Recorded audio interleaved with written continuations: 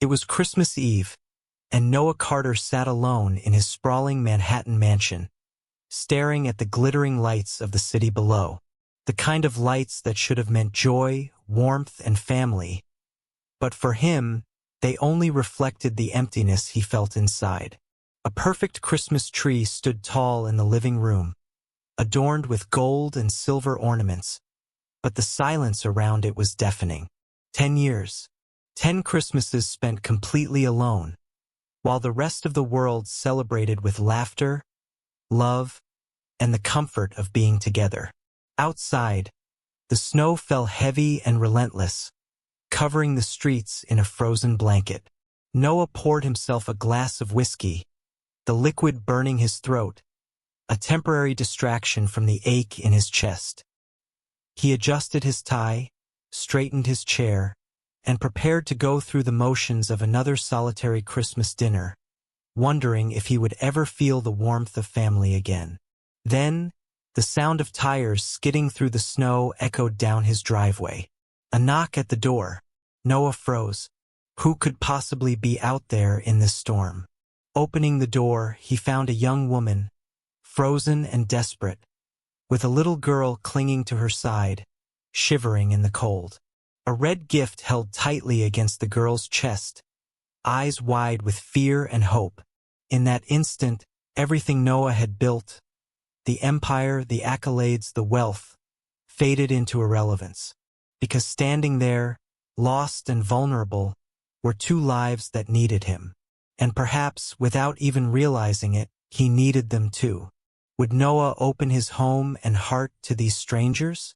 Could one snowy Christmas Eve truly change everything? If you want to witness a story that will warm your soul, make your heart ache, and restore your faith in the power of unexpected family, subscribe to our channel now. Hit the notification bell so you never miss a story that proves miracles can happen when you least expect them. And stay with us, because tonight, you'll see how one man's loneliness is shattered by the purest force in the world.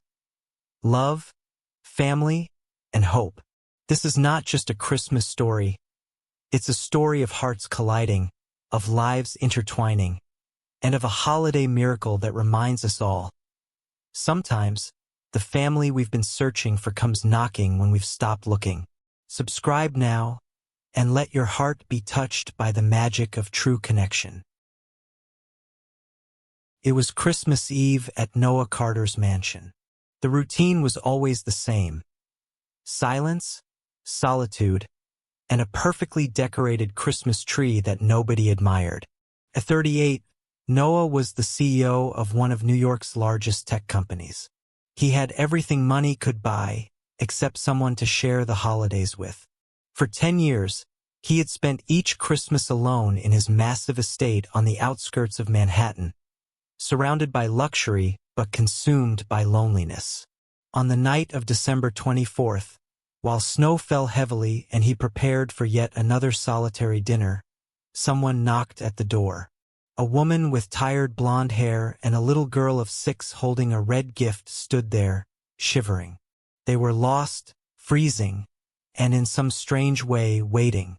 Noah didn't know that opening that door would change 3 lives forever. He would discover that sometimes family isn't who you expect. It's who destiny brings to you when you've stopped looking. Noah gazed out of the expansive windows of his Manhattan penthouse.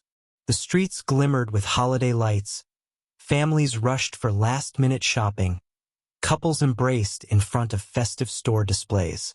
He watched it all as though observing a foreign movie, detached and silent. It was December 23rd, and his office had been empty for hours. All the employees had gone home to their families. Noah stayed out of habit, not necessity. At 38, he had built an empire. Carter Tech brought in over $500 million, developing software for the largest corporations in the country. He had appeared in Forbes Incorporated and every major business magazine. He was considered one of the most successful young entrepreneurs in the U.S., yet as he drove his Tesla through snow-covered roads toward his mansion, the familiar weight of loneliness pressed upon him, especially at this time of year.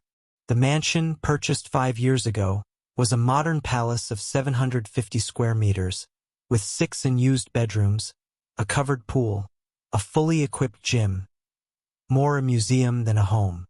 Noah hadn't always been this way. 10 years earlier, he believed in love, in family, in a shared future. Clara, his ex-girlfriend, had been by his side for 6 years. They had talked about marriage, children, and building a life together. But the relentless growth of Carter Tech demanded 80-hour workweeks, constant travel, missed dinners, forgotten birthdays. Clara held on as long as she could but left for Los Angeles, telling him she loved him but couldn't compete with his ambition. After that, Noah kept his relationships superficial, avoiding emotional investment. But each Christmas, when the world celebrated together, he was alone, and the lie of being content weighed heavily. On Christmas Eve, Noah followed his ritual. He lit the fireplace, poured an expensive whiskey he didn't savor, and played classical music to fill the silence. The Christmas tree, decorated by professionals, was dazzling but soulless, like everything else in the house. He was about to sit down to the catered dinner when he heard an unusual sound. A car engine struggling in the snow. Through the window, he saw an old Honda stalled at the entrance. A woman opened the hood, staring in despair, while a small girl in a red coat trembled in the cold. Against his instinct to preserve his solitude, Noah grabbed a coat and stepped outside. The woman, around 30, blonde hair in a messy ponytail, eyes tired yet kind, looked startled. The girl clung to her, holding the red gift tightly. "We're lost," the woman said, her voice trembling. "Our GPS stopped, the car broke down, and there's no cell signal. My name is Mia Reynolds, and this is my daughter Emma, 6 years old. We were going to spend Christmas at my sister's, but now—" She trailed off. Noah hesitated. He could give directions and send them on their way. But he couldn't. It was Christmas Eve, the snow fell, and it was freezing. "Come inside," he said finally. "You can warm up, use the phone, and wait safely until someone comes for you." Mia looked at him, hesitant, but then glanced at Emma shivering and then at the warmly lit mansion. With a timid nod, she agreed. As they entered, Emma's eyes widened. She had never seen anything so grand. The tree reached nearly 10 feet, the fireplace crackled invitingly, and Noah, for the first time in years, saw his home through someone else's eyes. After a brief, frustrating attempt to contact Mia's sister, Noah made a decision that would change everything. "You can stay here tonight. I have empty bedrooms and enough food for a small army. And it will be nice to have company for once." Mia couldn't believe it, but Emma, with the innocence only 6-year-olds possess, asked if they could really stay. That night, Noah Carter had his first Christmas dinner with company in a decade. Seeing Emma laugh and Mia smile, exhausted but grateful, something stirred in him. The feeling of being part of something bigger than himself. Noah prepared a guest room, turned on radiant floor heating, laid out new pajamas and soft towels. Mia protested, but the gratitude in her eyes was unmistakable. Emma explored the room like a princess discovering her castle, and Noah made hot chocolate. A simple gesture, but filled with warmth. That night they talked. Mia shared her story. Widowed at 27, raising Emma alone, working as a nurse, never bitter, always grateful. Noah opened up as well, revealing his loneliness, ambition, and past failures. The lesson was clear. Wealth without love is emptiness. Success without someone to share it is mere noise. Emma fell asleep, and Noah and Mia went downstairs to continue talking. Between glasses of wine and honest conversation, barriers Noah had maintained for 10 years began to crumble. He realized he wanted to be there, to be part of their lives. On Christmas morning, Emma discovered presents Noah had gathered from around the mansion. Toys, a tablet for Mia, books, a plush bear.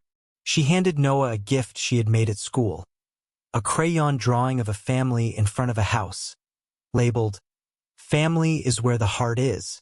Tears came to Noah's eyes, emotions long buried. They spent the day together.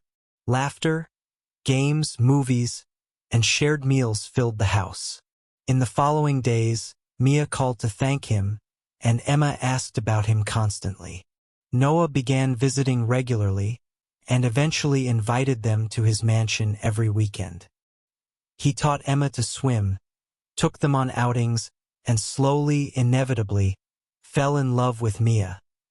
Not with the fiery passion of youth, but with a deeper, calmer, truer love. 3 months later, Emma fell ill. Mia, working long hospital shifts, had no one to care for her. Noah did not hesitate. He spent the day with Emma, administering medicine, making soup, reading stories. She whispered, weak but sincere, "I wish I had a dad like you." Months passed and feelings grew. Noah and Mia fell in love. Eventually, Noah proposed, asking Emma for her blessing to be her new father. Both said yes, tears of joy streaming down their faces. They married in an intimate ceremony, surrounded by chosen family and friends. The mansion, once a museum, became a true home filled with love, laughter, and life. Noah learned to balance work and family.